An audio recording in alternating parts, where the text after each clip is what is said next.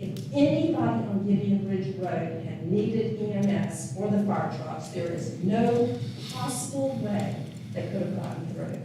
It lasted for an hour and 45 minutes. Thank you, Ms. Long.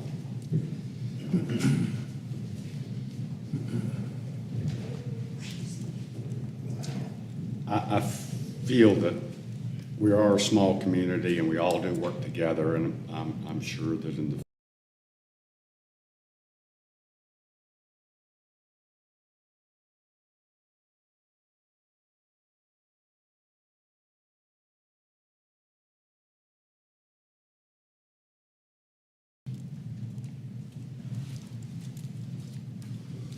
the evening, Mr. Spring.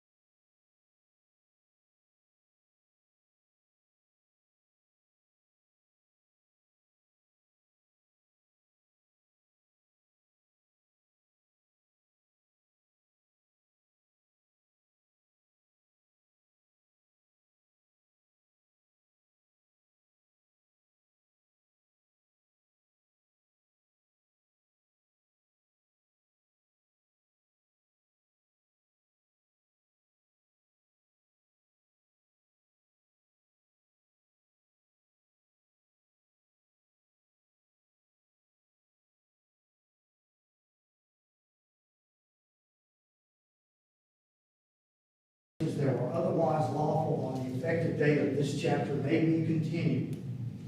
What does that mean? Does that mean you have to have been doing, let's say, the non-conforming use is short-term rental? Does that mean you have to be doing a short-term rental on the day the ordinance takes effect? Well, there's a judge over in Boone, Superior Court, that thinks, no, you don't have to be doing it the day the law takes effect. Of course, he didn't give any other input or advice. All right. So what is required? You rent for one weekend 5 years before. Is that enough? You rent for 2 weekends 6 months before. Is that enough? It's not clear and attached to a copy of the ordinance. Marked as Exhibit B is my suggestion for a replacement ordinance.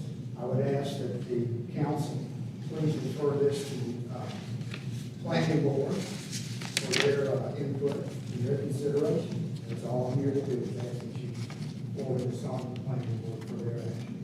Thank you very much. Thank you, Mr. Springs. Do that. Get Kevin's input. Absolutely. Okay.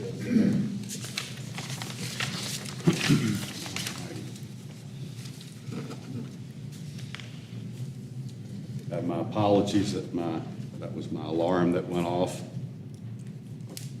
I don't have my grandkids here to show me how to cut the darn thing off. So, moving right along, we've got 2 public hearings this evening. One is short-term rental permitting. And is Kevin going to be on for this? It's coming on right now. Okay. Hello, Kevin.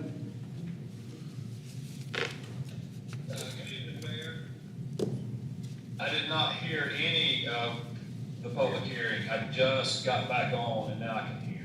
So, Kevin, can y'all hear me? We just started with you, Kevin. We've not had any. We're going to let you make the presentation on this, and then we'll go into the public hearing.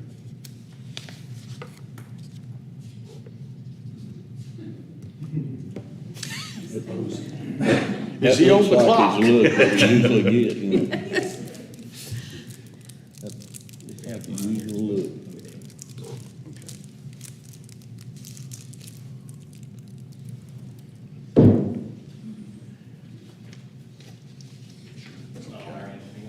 Sorry, guys. Sorry for the electronics work great. Thank you.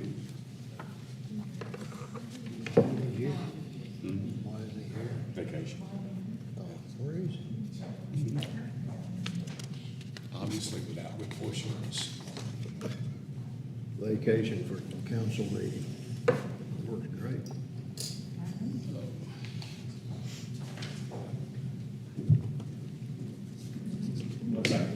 Okay.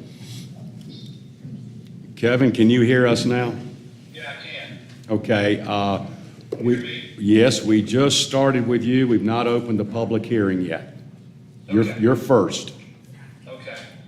I'll just read the staff report and be glad to answer questions after that. We came to you in May and shared a very similar ordinance draft at that time. And it goes back to, North Carolina Court of Appeals recently decided that the general statutes prohibit communities from requiring permits or registrations for short-term rental uses. Involved in this case was the city of Wilmington, and they had a permitting requirement to register the short-term rentals in the city, and also required a lottery for those property owners that wanted to rent.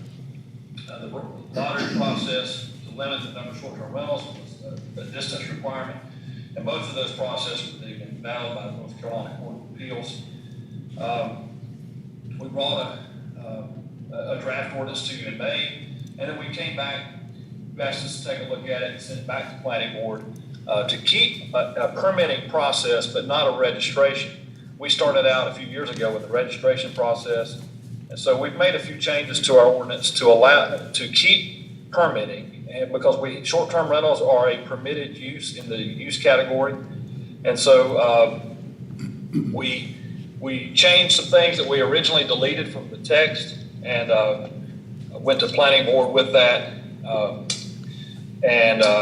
You have a draft ordinance in front of you.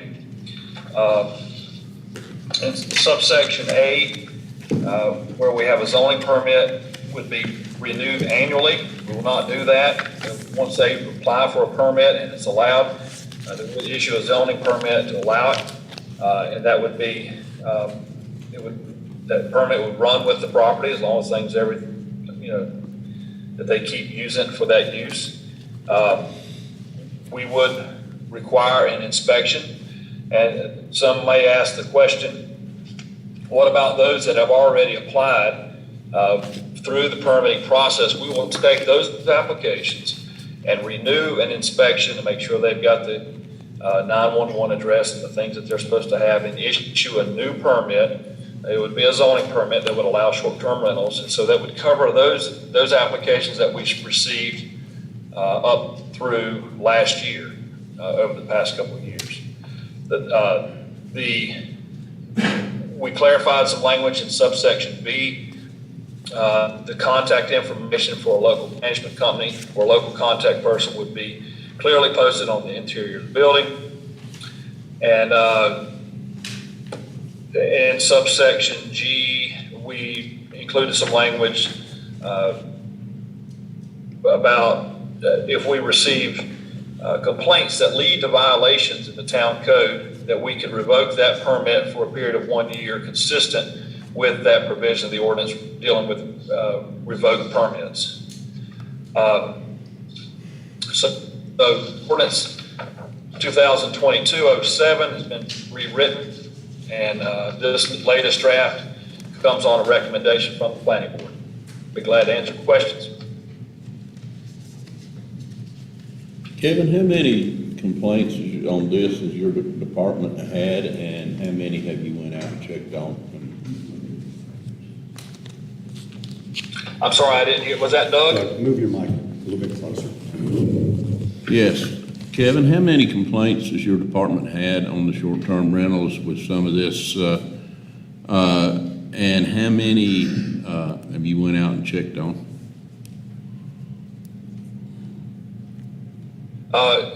You're asking number of complaints since when? Since the ordinance? Right, because you've got, we've been talking before about the trash pickup, the noise and all that, and I was just wondering how many short-term rental complaints you have had this year? Doug, it's hard for me to put a number on that, but we get a lot of complaints. Some are not. We will make contact as a department with the homeowner. And a lot of times, there'll be times when they may just have purchased a property, not aware that it's a violation or it's not allowed. Other times, we come to find out that it might be family. Other times, it might be a violation, and we send a notice of violation and let them know that it's not permitted. It's hard to put a number on it, but we get a few here and there. I know Brian, I think, is there tonight too. He's dealing with one or two that are ongoing. One was a repeat from about 6 years ago, but we haven't finalized that complaint yet. But we get some from time to time, but it's not as many complaints as you might think. Well, the second part, you mentioned there, have we had any repeat offenders after you have warned them? Repeat offenders, is that what you said? Yeah, Correct. Kevin, any repeat offenders after you warn them, after the notice? Yeah, there's been some cases, sure. And we've had some go to the Board of Adjustment on appeal. But not very often. We'll just say in the last 5 years, repeat violators, those that knew what they were not supposed to do and did it anyway, one or two, maybe. So Most of the times, the initial phone call takes care of a lot. Okay, so we haven't had anybody that you've had to suspend then for a year? No. Are you talking about those that have been permitted, Right. that we've had a problem? No. None. Zero that they're doing short-term where they're supposed to. Zero complaints.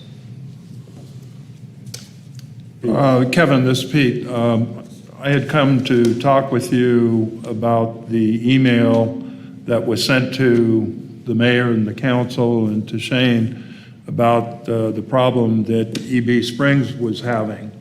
And I went up there and it was a mess, but I guess you had called the owner over the weekend and it got all cleaned up, but Yeah, that was a trash complaint, yes. Is that, excuse me, is that person or the owner of that property not understand what he's supposed to be doing? Yes, he did. Regards to trash, that was the issue that they had. He had a maintenance person that was supposed to provide another trash can and did not. And so I called him when we received that complaint. I think it was that day. Went up there and their trash was over full. The cans were full, overflowing. And I told him he needs to get someone up here and take it to the Aho dump site that day. And they did. Well, I said that would not last through the weekend. Okay, thank you. Kevin, I got two questions or concerns. So you've had a complaint about trash at EB's house, correct? Yes. Who keeps score of that? I didn't understand. Who keeps the score of how many complaints at a house? Do you have a particular file? Do you have what? Well, that's generally speaking. We would keep, if we get a complaint, we could log that, especially if it's by email. Now, in this particular case, it's not short-term rental. That's a trash complaint. That's a long-term renter they have there. So there's not a permit that they would lose. They're not issued a permit. Well, I just think you should keep some kind of a score. If you keep Sure. getting complaints about a particular property, it might Sure. evade your memory, but if you write it down, it won't. Agreed. The other is G. permits may be revoked upon repeated substantiated complaints. Who revokes? You? If it's a zoning permit, yes, our office. Well, something like EB, he's complained several times. Who handles that? You? Our office. Okay. When you get a complaint, who gives the property owner the due process? You? Yes. Okay. That's all I want to know. For those that are not aware, we have an ordinance in town that does not allow trash receptacles to be on the street for any longer than 24 hours. Is that not correct, Kevin? Yes, it's 24, or I'm not sure the number of hours, but it's allowed to be put out no earlier than 5 p.m. the day before trash is picked up, and removed no later than 5 p.m. Maybe it's 24, something like that. Oh, Yeah, we do okay. have a law about that. And also, we have in that ordinance, people do have the option to build containment around their trash receptacles if they are close to the road. Is that not correct? That's right. Yes, sir. Okay. I know, and the reason I'm referring to that, Kevin, is EB's had this problem before, and I drove up there that day too and looked, and those trash receptacles would have been out there for a few days. So I do understand our citizens' concern, and thank you for staying on top of it, Kevin. Yes, sir. I think also, that's only, the containers are only good for our town trash. Correct?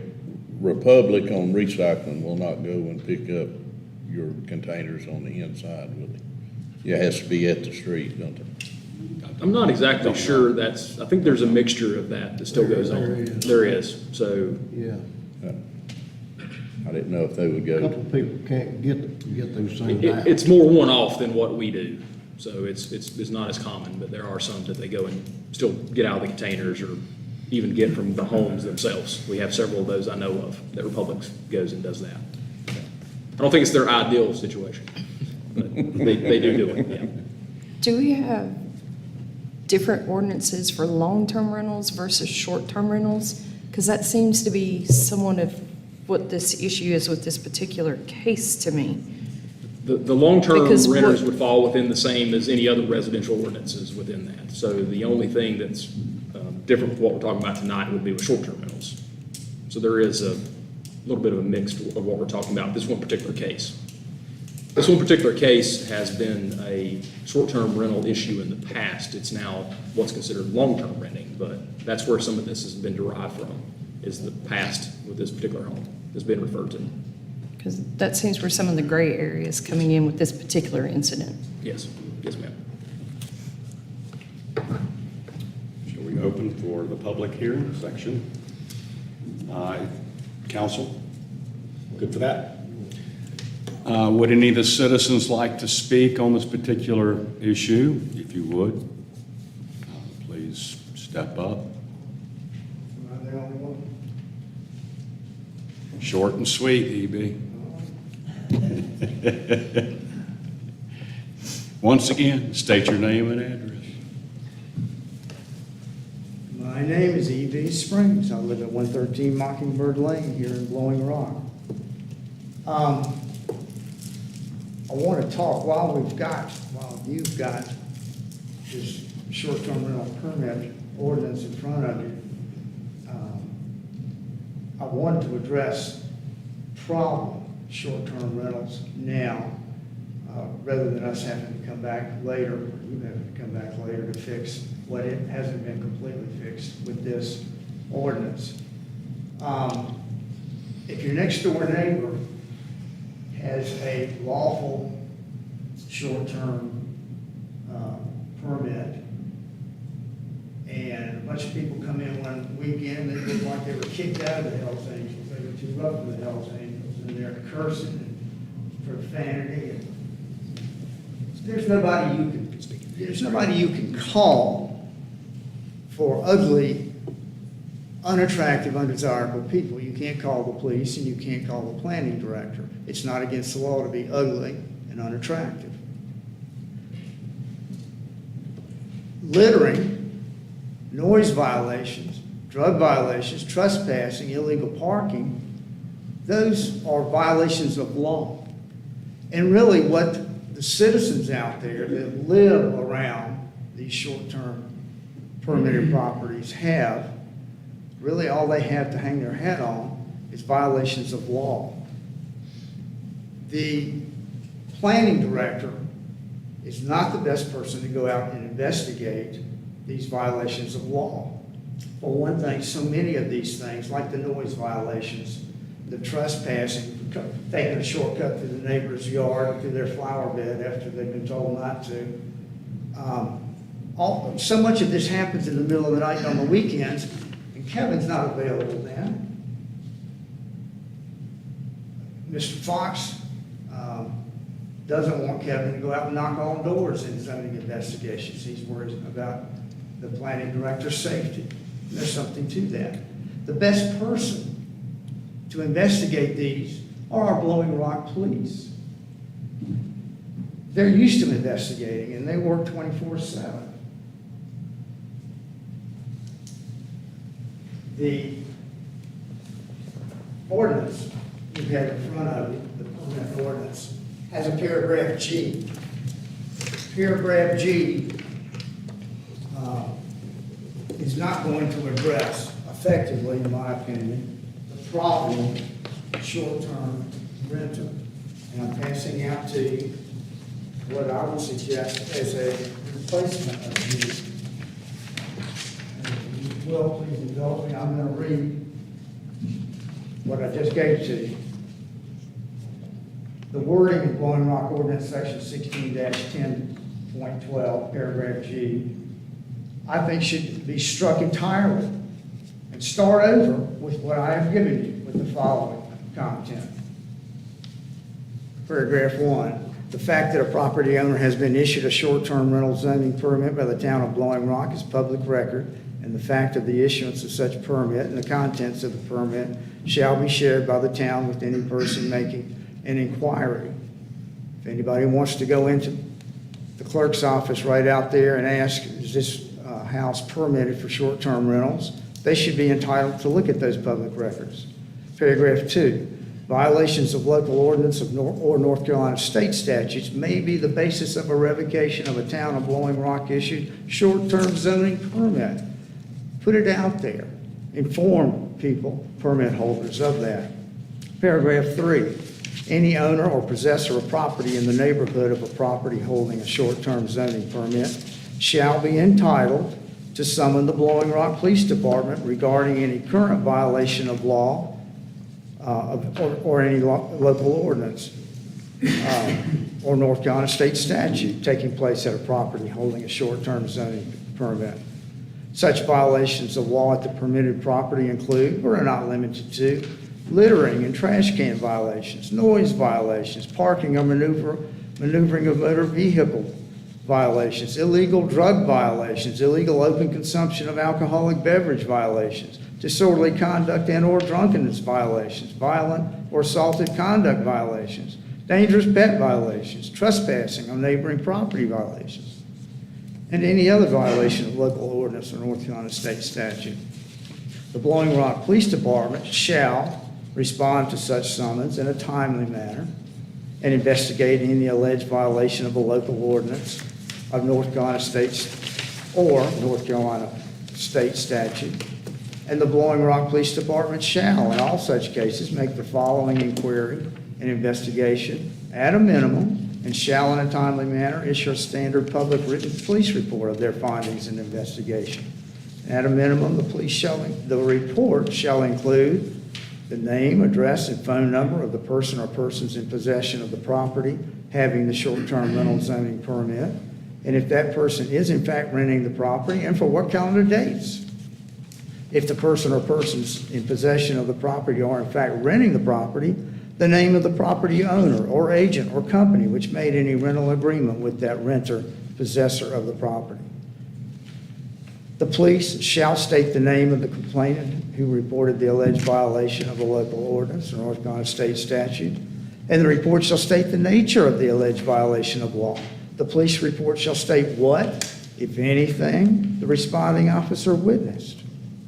The neighboring property owner or property possessor who made the complaint may take a copy of the required Blowing Rock Police Department report generated by the complaint to the Blowing Rock Planning Director or his designee, and if the police report indicates clear and convincing evidence of a violation of local ordinance or North Carolina state statute at the permit holding property, the planning director or his designee shall issue a notice of violation to the holder of the short-term zoning permit, fully describing the evidence of violation of local ordinance or North Carolina state law at the property in question, and including with the notice of violation a copy of the police report. The planning director or his designee shall inform the holder of the permit that this clear and convincing evidence of violation of law means that a second violation of law at the property within a period of 1 year will cause the property's short-term zoning permit to be revoked for a period of 1 year. And any third such violation of law at the property within a 2-year period shall result in a 2-year revocation of the permit. The fact of such a revocation and notice to the permit holder shall be stated in the pertinent notice of violation sent by the planning director or his designee to the permit holder. And finally, nothing in the procedures described above shall limit or change the lawful discretion of the Blowing Rock Police Department to determine whether to make criminal charges of their own whenever they have probable cause to do so. This gives some teeth and some help to the property owner that's out there in the middle of the night, on Friday night or Saturday night. It gives them some recourse. And it provides something that the permit holder can see will bite him severely if he doesn't have law-abiding tenants at the property. It's going to help the planning director. It's going to take the burden of the investigation off him. Police are much better equipped to do it. We have an excellent police department, and they're not overburdened. There are a whole lot of these short-term permits. There's not going to be a whole lot of investigations going on. These are violations of law. Take the short term out of it.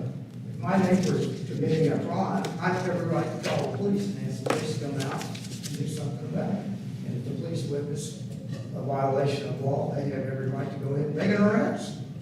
It's two different things. Their arrest can continue on track A, and the notice of violation to the other could continue on track B with the planning director. So I would ask you, please, council members, strike paragraph G and insert what I have given you here.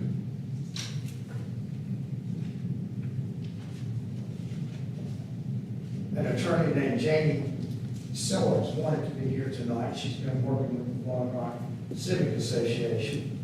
And Do you know her name? Do you know her address, EB? I do not. She lives on Wonderland Drive in Long Rock, but I do not know her house number. She asked me to forward to you this. I'm going to do that.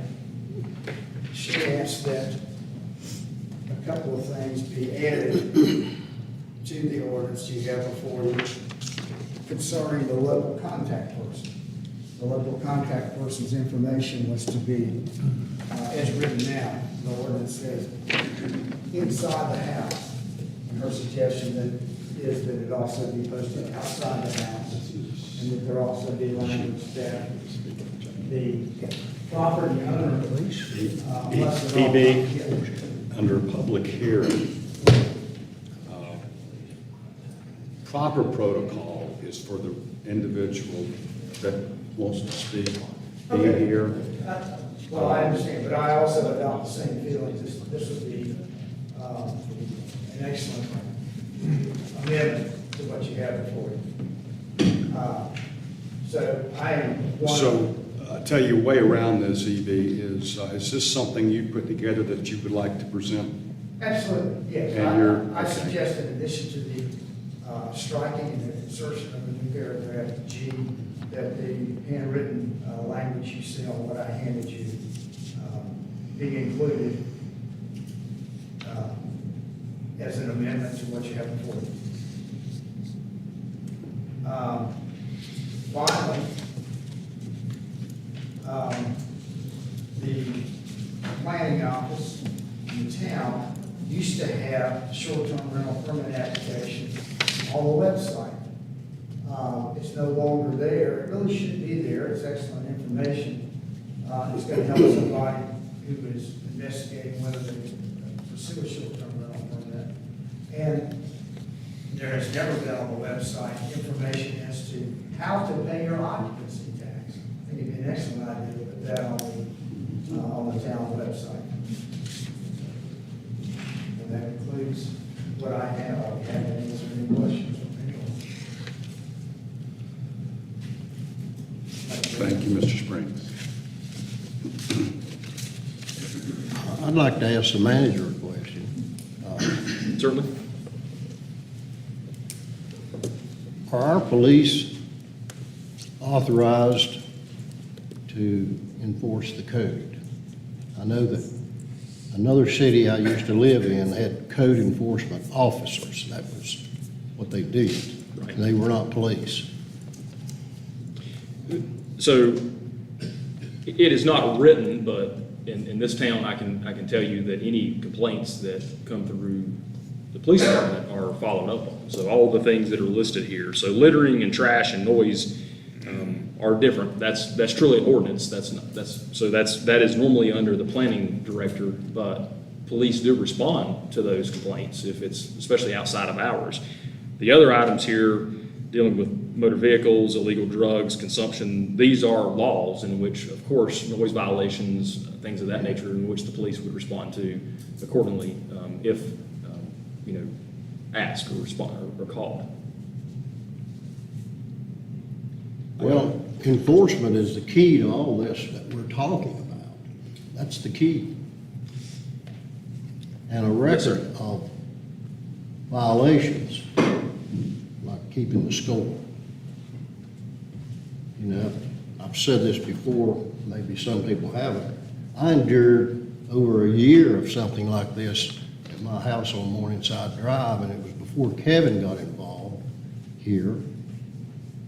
And the crowds were so big, the police got afraid to go up there.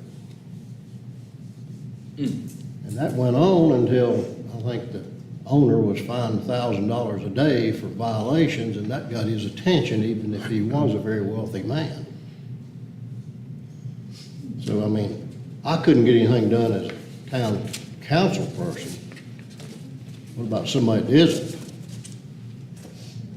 But enforcement's the key, and Kevin knows that. And I don't think Kevin should, he's not armed, he's not sworn as a police officer or peace officer. That's not a place for him to go. I would agree with that statement, and that's a conversation that Kevin and I have had previously with knocking on doors and things of that nature, obviously, having the police assist during that type of interaction if need be, or have them conduct that interaction if need be. But I think this requires a little of our discussion, other than just passing this tonight. Kevin, can I ask a question? Has the planning board been made aware of these suggestions by Mr. Springs or Ms. Sellers? Was the planning board discussion a part of that? About these things presented tonight? Yes, sir. No, I've never read them, I've never seen them. Can I make a couple of comments? Yes. So, I'm reading this for the first time as well, but it strikes me that this revision of G doesn't belong in our short-term rental ordinance. We have a code of ordinances with relating to police power, and focused on public health and safety. And maybe we need to take a look at that, and maybe we need to revise that. But I don't think this belongs in subparagraph G of the short-term rental ordinance. Maybe this involves going back in the context of the short-term rental ordinance to discuss the problems that we're discussing tonight, such as Kevin's challenges with enforcement. But this is police power stuff. And police power stuff relates to all properties in Blowing Rock and all uses in Blowing Rock, and not just short-term rentals. Involves everything. Question I have for you, Alan, and maybe Kevin, is with a second violation and restricting them for any rental for 1 year, can you do that? Can that be done? I think that can be done in the context of our land use ordinance. It's a development-related issue, but a lot of this other stuff is police power, public health and safety issues. Okay.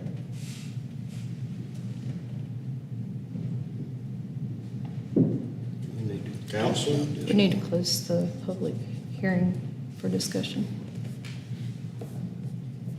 Anyone else like to speak on this issue? All right, do I have a motion to close the public hearing? So moved. Second. So I have first, I have a second. Council, further discussion? Well, this looks to me like it needs a little more input from our attorney, probably our police chief, manager.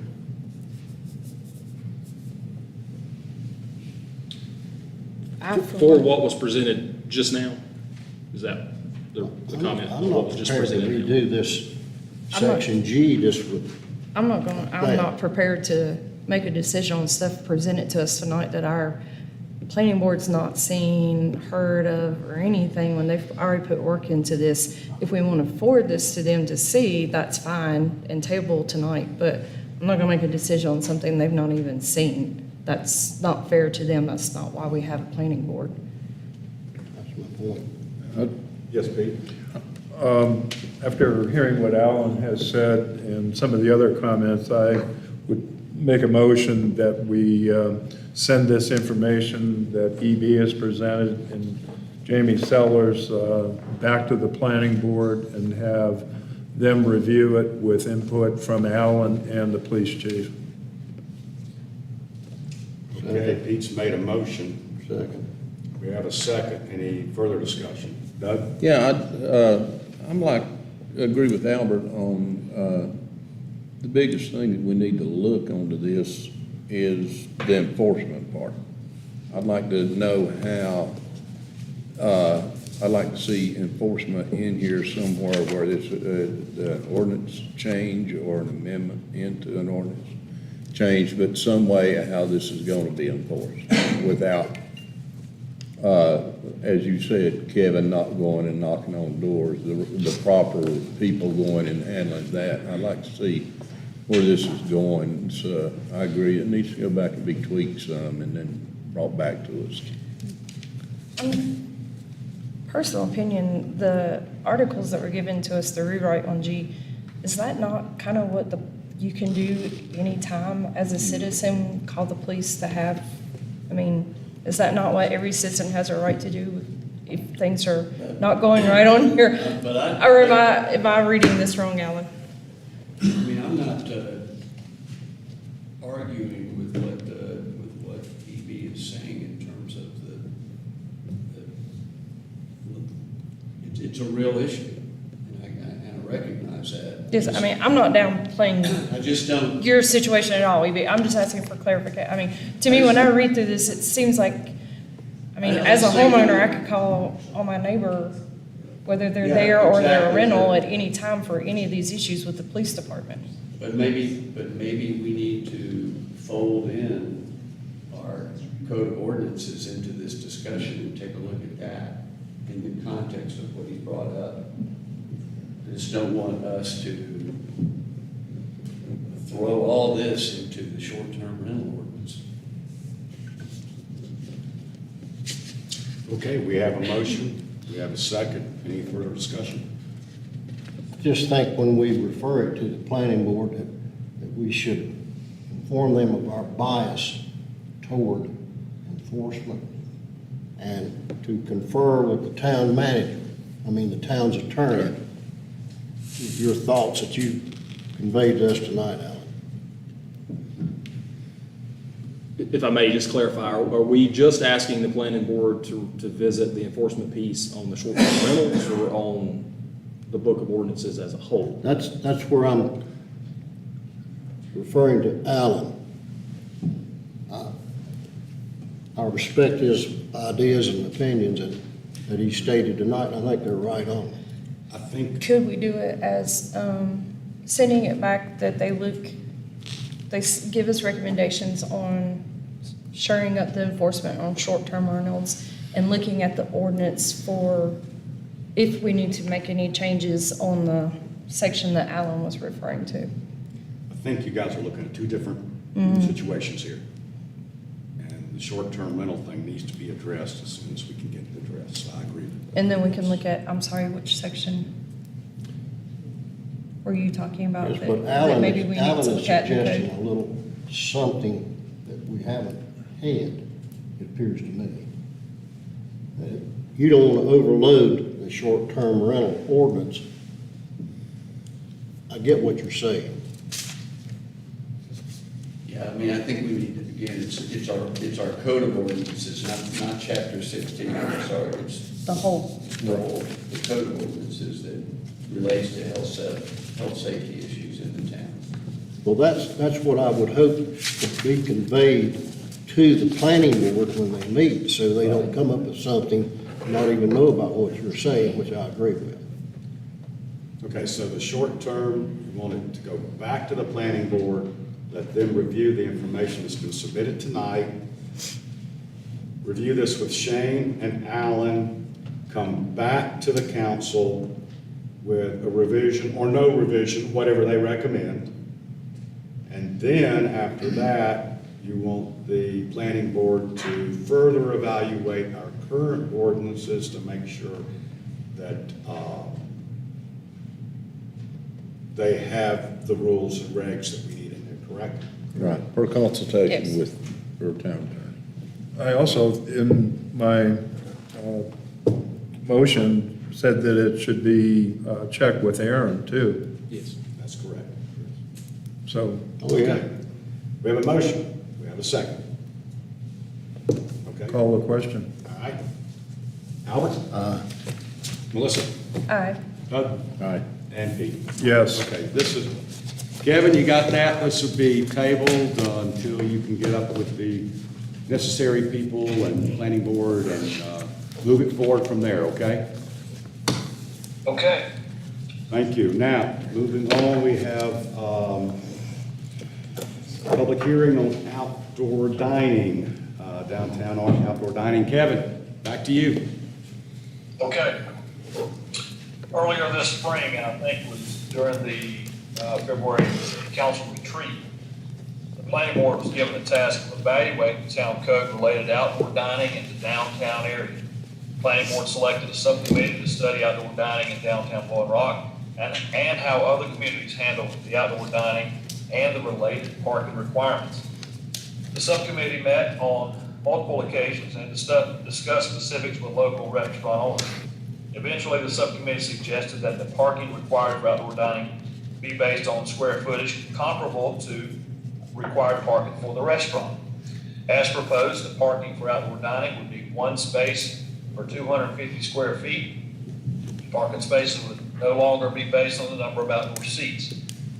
However, outdoor seating would be regulated by restroom fixture requirements based on occupancy calculations, whether by either table or chairs, or standing room only. Those are calculations that are found in the building code related to occupancy calculations. In the draft ordinance, the subcommittee maintains a hold harmless provision in the application of these new standards for existing restaurants. That provision would establish would prevent existing restaurants from losing outdoor dining seats from the original number of seats established through the count that we did in 2006, or the number of seats granted through either a zoning permit or a special or conditional use permit, as the case may be. Some restaurants may gain some outdoor seating through these new standards, but no restaurants would lose seats. Now, let me clarify that. That is not based on the seats that were gained through the relaxation of COVID-19 or the relaxation of the enforcement. This would be going back to 06 when we have a calculation, or from the conditional use permit or special use permit that was issued to that restaurant that quantified the number of seats. At the June meeting, the planning board recommended approval of the draft ordinance attached as 2210. I also received some feedback since that June planning board meeting, and an alternate draft ordinance is attached which would eliminate required parking for outdoor dining, provide standards for string lighting, and establishes a new baseline for calculating outdoor dining seating. So the first draft provided for you. I'll just read through some of the main points of it, if that would be okay. We provided a definition in the very first section: outdoor dining. Outdoor dining facilities that are associated with and in the immediate vicinity of a restaurant, cafe, or other permitted establishment that serves food or drinks for on-site consumption. Section 2 provides some standards, and this is applicable in town center and central business. All outdoor dining floor decking surfaces must meet ADA accessibility requirements in the North Carolina Building Code. 2, ingress and egress pathways must meet the North Carolina Building Code. With this, there'll be some impervious surface increases to allow this outdoor dining, and that if that increase is 500 square feet or less from what was previous, they would be exempt from any stormwater requirements. If it's over that 500 square feet, they'll offset that. They need to offset that somewhere on the property that has a surface that's impervious, and do that with some landscaping or make it impervious again, or provide stormwater detention, some type of facility that would handle that. Number 4, the total number of outdoor seats, permissible outdoor seats, combined with the indoor seating, would be limited by the restroom fixture counts. Again, what's determined by the North Carolina Building Code. 5, barriers must be provided to protect the dining area from vehicular traffic when adjacent to a public street or sidewalk. That could include parking areas too. There's an area that's parking, there's not some kind of separation. They've got to provide a barrier. And that would include solid bollards not more than 4 feet apart, with fencing or solid members between the bollards. If it's unstable, those posts and barriers and columns will not be acceptable, and they'll have to have a design that would meet the North Carolina Building Code.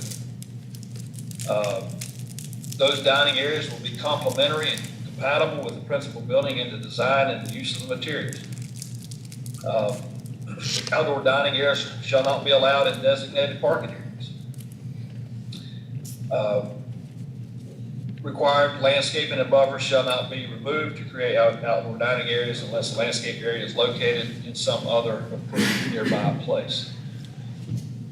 And then finally, the spaces, the number of seats are limited by 1 parking space is required for every 250 square feet of outdoor dining area. The next section is dealing with how we go back and calculate the amount of seats that they had established at that restaurant. As well, the very next section. And then the final section is dealing with tents and how to, if those are used to enclose or have it for outdoor dining, that they would be only for special occasions and not to exceed 1 week in duration. And those special occasions would only be 4 times per year, 4 times per calendar year. if the restaurant feels that they need to have something that's more permanent, we would encourage them to construct something or design something that would be either through the zoning, so through the planning department for us to review, or something that might even go as far as going to council for approval, something that would be compatible with the building materials that are on site. Our subcommittee spent a lot of time on this and talked with restaurant owners and went back to the planning board on 2 separate occasions. I think they did a very good job, and it's hard to put into words every possible situation, but I think this works for downtown and is a good ordinance. I also provided in your packet an alternate ordinance, as I received some feedback from you. And I don't know if it was in red, but items 8 and 9 is what I really changed, and that we took out that quantification of 1 parking space for every 250 square feet and just left it alone, took it out. So it's not limited by parking for outdoor dining in this alternate version. And then we added some information about outdoor string lighting, white string lighting, to outline the dining areas and provide some lighting overhead, and that it would fall in line with our commercial design standards on outdoor lighting and fixtures that did not exceed 1-foot candle at the common property line. So that section out there in the alternate version on 9 lines up with our land use ordinance. So, Generally speaking, Kevin, alternate more or less removes the parking requirements for outdoor seating. yeah, Correct. removes the parking and adds the lighting information. So council, as you mull over this, we look at revision 1 and then revision 1 alternate.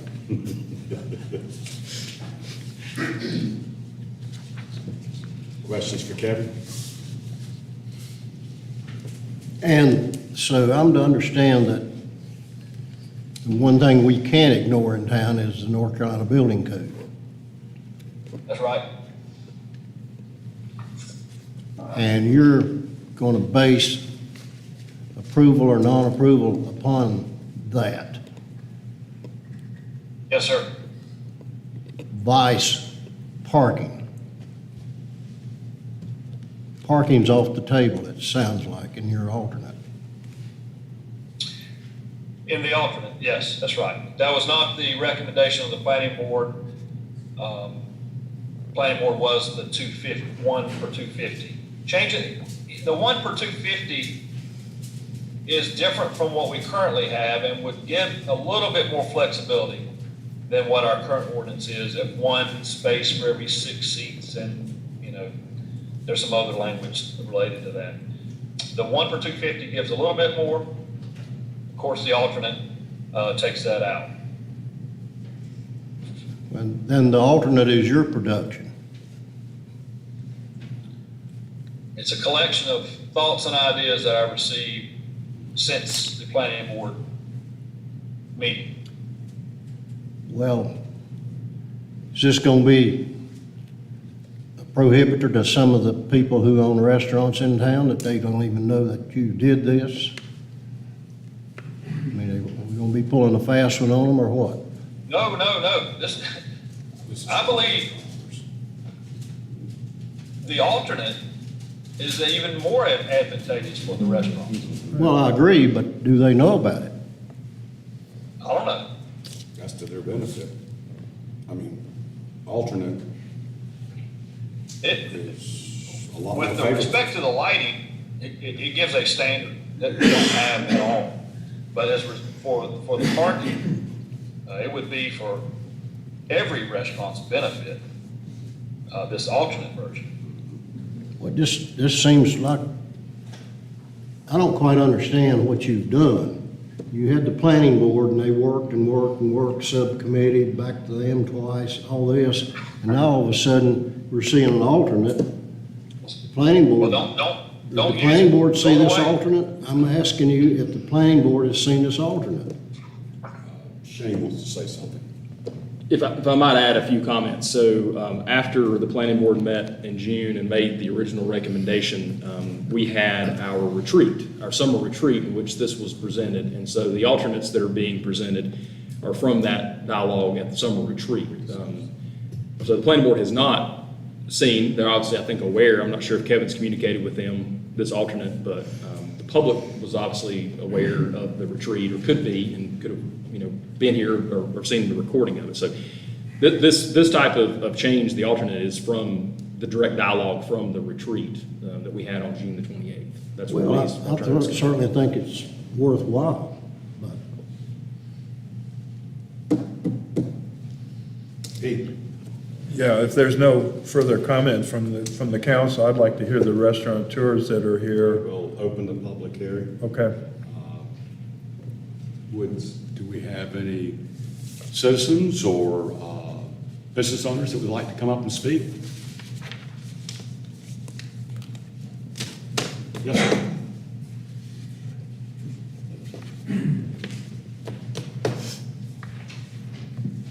Good evening, Mr. Milner. If you would, just state your name, address for the record. My name is Cobb Milner. I live at 200 Gideon Ridge Road in Blowing Rock. I was talking with Albert and Pete, and I did not know that I had no idea about this alternate version, but I knew there was a public hearing tonight on the subject of outdoor dining. My comments today are as a 31-year resident of Blowing Rock, in addition to my role as business owner. My wife and I own Gideon Ridge Inn, Bistro Roca, Hellbender, Bed and Beverage.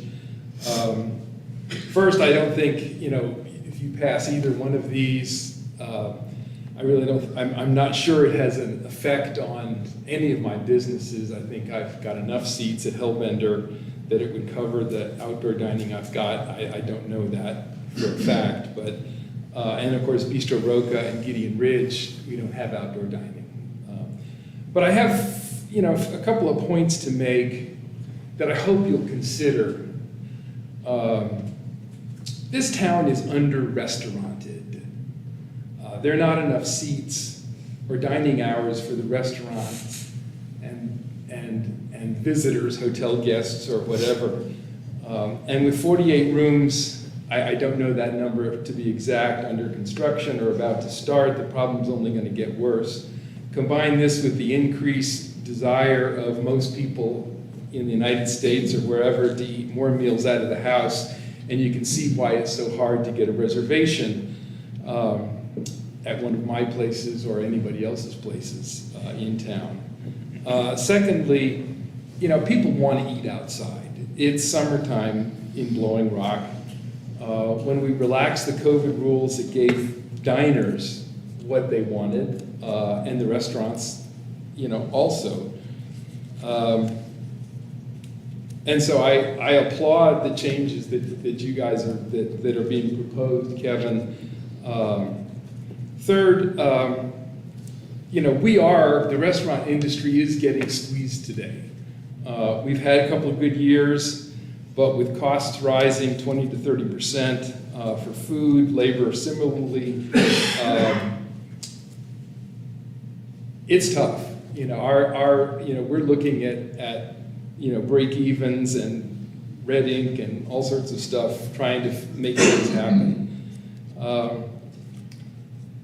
And finally, I think the parking fee has always been sort of ill-conceived. I think they got rid of it for businesses in Blowing Rock a couple of years ago.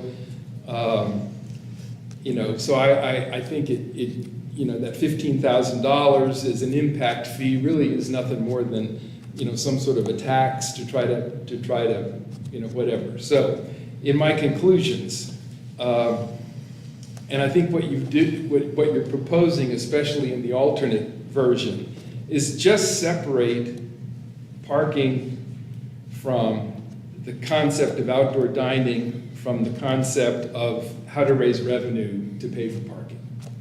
Those are three different issues that all have to be dealt with individually. If you pass the alternate version, you've basically done that. And as I say, I looked on the web, I didn't see either version of the thing. I did read through the minutes of the planning board June meeting.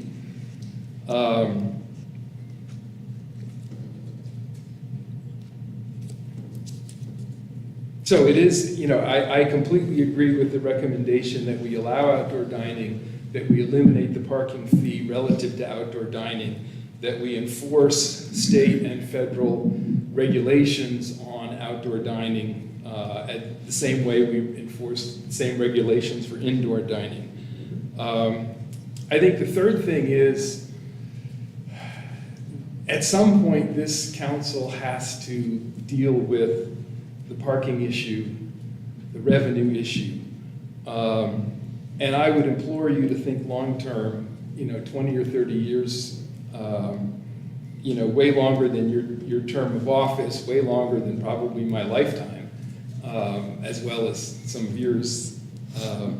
But I think it's the only way that we're going to continue to make this a viable place, both residents and businesses.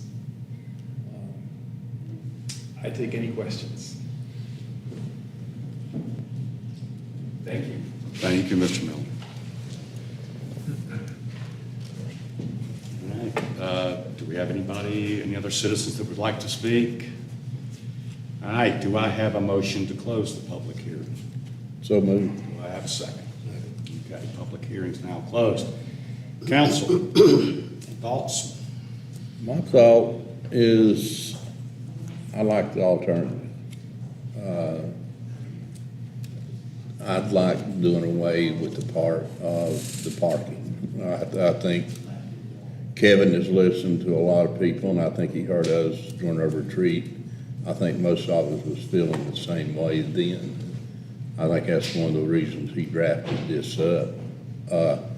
I would like to commend the planning board. Everything but that section was great. I think they've put a lot into it. I think they give everything a lot of consideration. So for discussion, I'd like to make the motion that we accept the second one. Okay, so Doug's made a motion to accept the alternate. Do we have a second?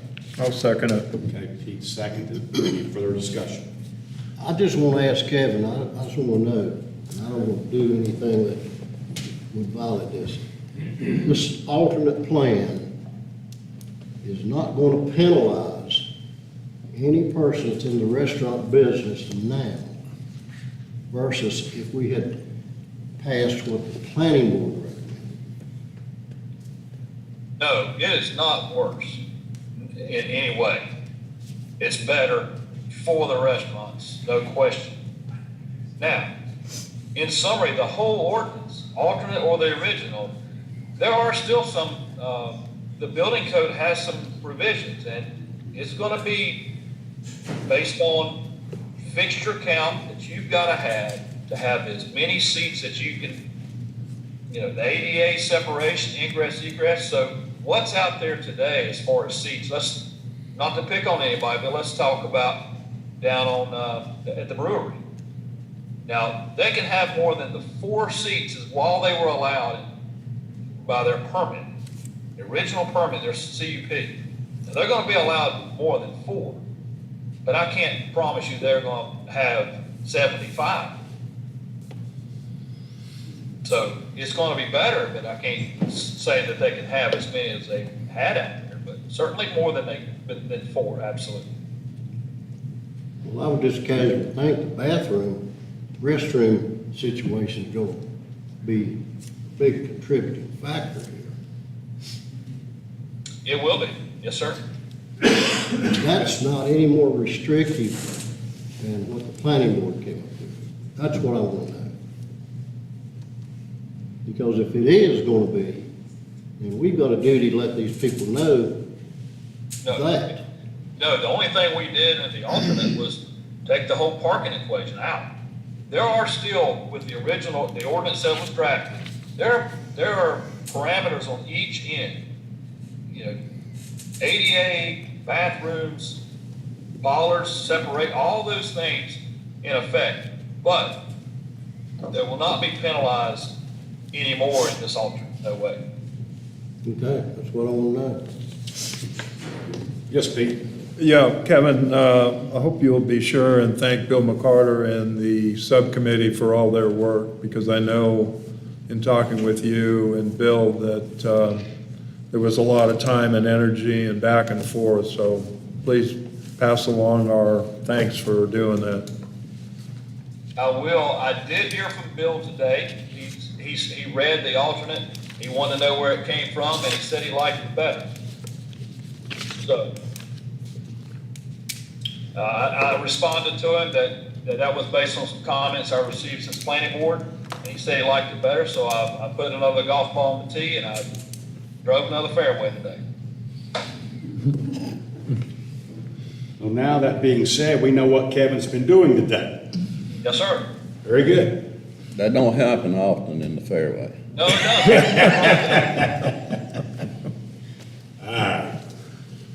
doesn't. Public hearing's over. Can I ask a question? Go ahead, Charles.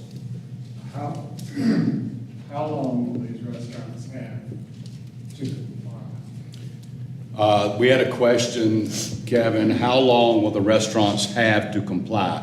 That would, I would assume part of that's ADA accessibility Yeah, and fixtures. it's gonna take some time, so,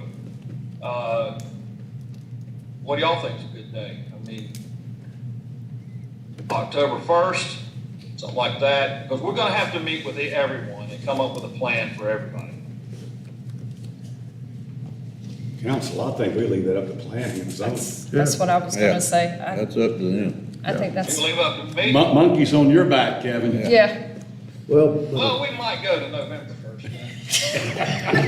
But what we'll do is we'll work with each one of them, and their timeframe is each gonna be different, on what they can do, but, you know, we'll have a soft date, November 1st. Okay. But at that least the that ordinance does gives pique them my interest, a target. Kevin, what you said. You're going to have a plan for everything. Yes, And you've already testified that no one was going to be hurt by this.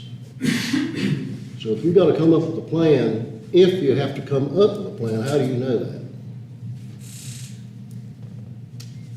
well, some won't do anything, some are not in violation, and maybe they don't want to add any seats, and they don't want to do anything different, and if they're in compliance, they'll roll on. Well, I want you to assure me that nobody's going to be hurt by restaurants this. downtown. I want to know that. I don't want anybody to be surprised by it. I hear you. Agreed. It's tough enough to be in business in the good days. Yeah, I understand. Okay, do we have a motion? We have a motion, we have a second. Any further discussion?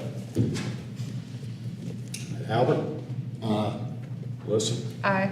Doug? Aye. Pete? Yes. Okay, the alternate passes.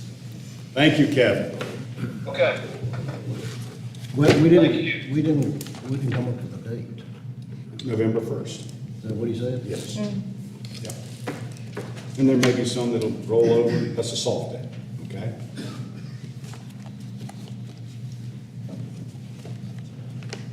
Okay, Mr. Fox, High Country Mitigation Plan Resolution. Thank you, Mayor and Council. The 2022 High Country Regional Hazard Mitigation Plan has been completed. I've got it up on the screen here. It is 627 pages. I'd like to read it to you, if that's okay tonight. Can we take a recess? Similar to our comprehensive plan, the mitigation plan is updated every 5 years. I had a mistype that said 10 years in your staff report. It's every 5 years. The latest one that was presented to you all was in 2017. So this approval tonight, or this ask of approval, is something you've done every 5 years for many, many years. I spoke to Chief Graham. I think the original one goes back several decades ago that you all were a part of. Participating entities include Allegheny, Ashe, Watauga, and Wilkes counties, including each of the incorporated municipalities in each of those 4 counties.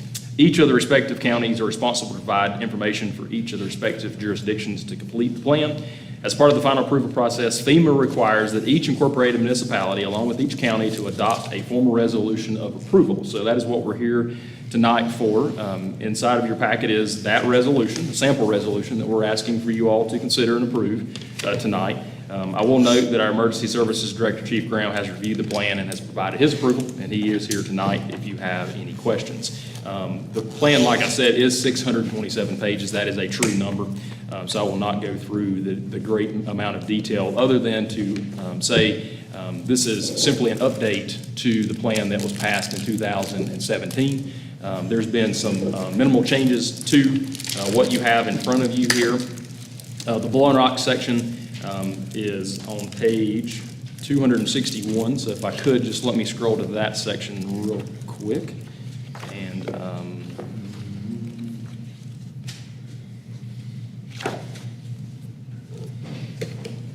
This will be great reading material for Albert tonight. Well, I thought it was 628 pages. it may be, so, yeah, depending on perhaps your resolution, your size there. So what you have in front of you, or what's on the screen, is the Town of Blowing Rock Mitigation Action Plan. Again, none of these items are new items from 2017. These are simply updates, most of which deal with things like building public buildings and the floodplains. Continuing to obviously update our current policies that we have internally with regards to stormwater, et cetera, installing generator hookups for critical care facilities within our area. Most of these have been completed, or most of these are ongoing efforts, but be glad to try to answer any questions you have, or Chief Graham perhaps with any questions you have. But again, asking tonight for approval of a resolution that will allow us to move forward with this as a part of the 4-county hazard mitigation plan. Council? Mitigation plan. I don't have it. Motion? I move. Second. Okay, we have a motion from Albert, second from Melissa. Any further discussion? Albert? I trust in Chief Graham's reading of 628 pages, you know. Yeah. And, I stand corrected, it's 627. oh, 627, you know, I trust Okay. Chief Graham's opinion in this. Albert has voted yea.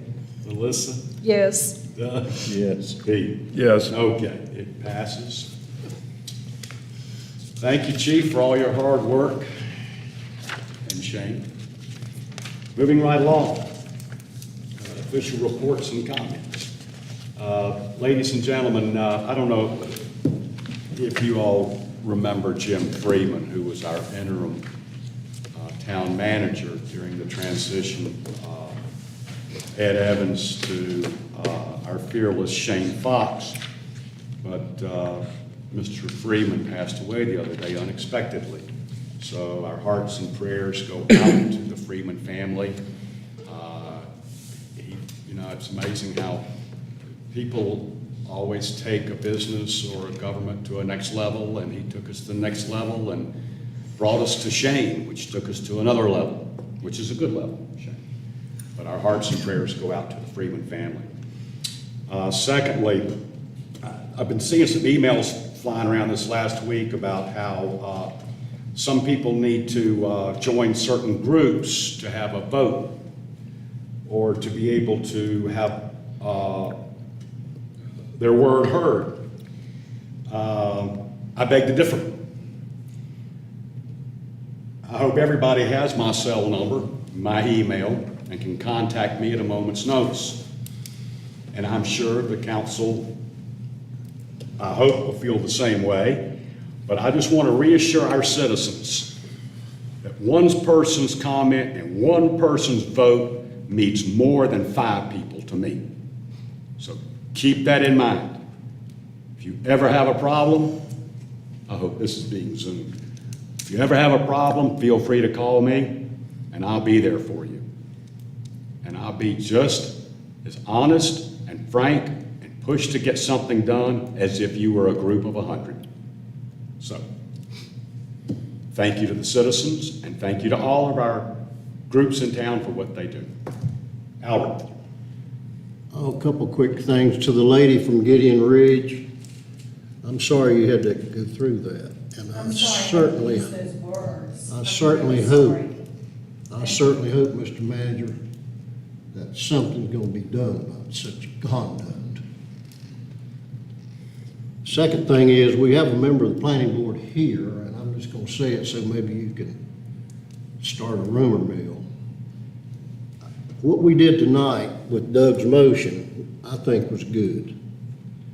But I don't want you to interpret it, the planning board, that we're taking over because you were not cognizant of this alternate plan. So are we straight with that? Yes, sir. Thanks. Melissa? I'm good. Doug? I had my first meeting with risk management, and I am learning a lot about insurance. And so, the only thing I can say right now is that we're working to hold it down, but it was a whole lot of work there, and so I wish myself good luck there. Pete?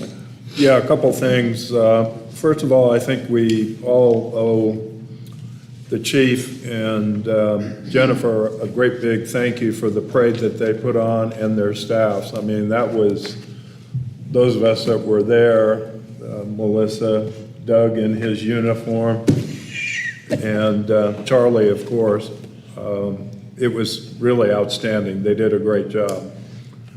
Secondly, I would like to have the council recommend to Kevin to look at the solar ordinance and get away from or improve on that 20%, because at the hearing that we had, the public hearing for the brewery, there was a lot of discussion and effort on that, and there was a little bit of some pushback about the 20%. And so I think, solar has changed a great deal. Albert, you probably have, more experience than anybody with it, but I would like to see that we have the planning board take a look at that and come back to us with some changes.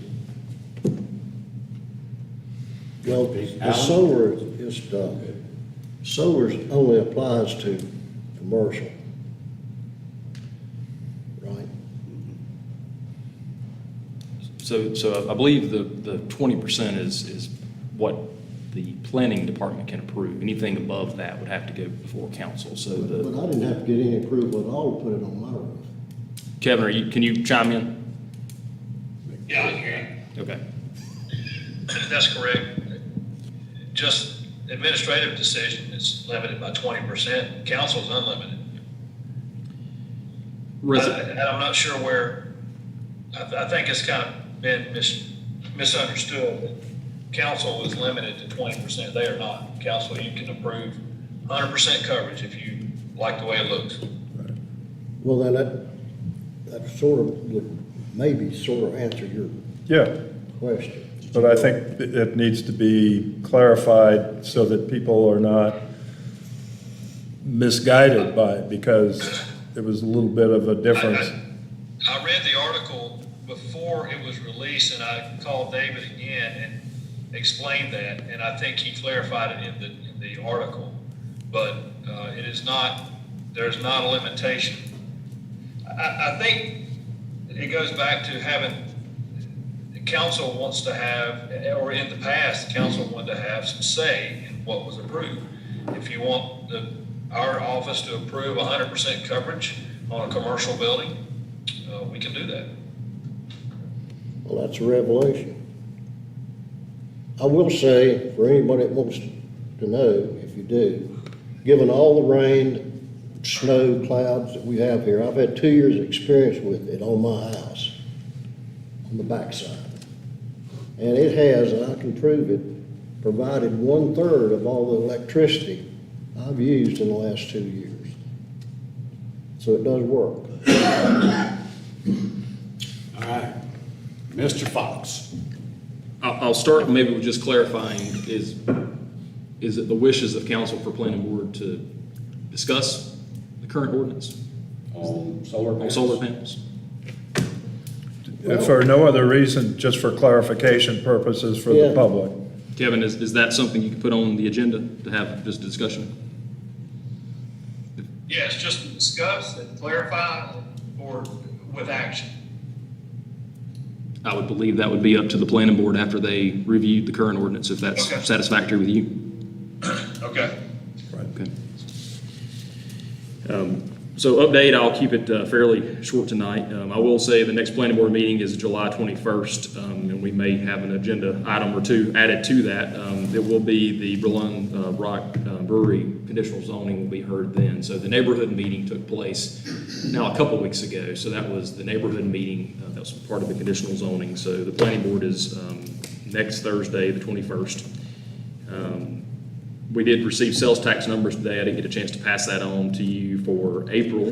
We continue to have better than prior year sales tax numbers. So April's numbers, net of the Watauga County fees is $107,000. That was a 20% increase over last year. So that is somewhat against what we're seeing with our TDA. We've had a couple plateau months there. Most recently, we did have an increase in the month of May, or the month of April, at our ABC store that we've put a call out to each month, has seen a decrease during the month of May for the first time in a little bit close to, I guess, almost 2 years now, from a month to month, or year to year, month over month standpoint. Month to month, year over year. $210,000 in May of 2022. Versus $228,000 in May of 2021, so an $18,000 decrease. So just a little bit telling perhaps as we're looking. But sales tax was up roughly 20% in April of 2022 versus 2021. That puts it at 12.72% up for the year. So sales tax continues to trend higher than it was in 2021 fiscal year. Crosswalk at Rumple, we've had a few instances where cars has made contact with our new crosswalk. So Mr. Chapman was up today, and we will be making some perhaps changes to that crosswalk.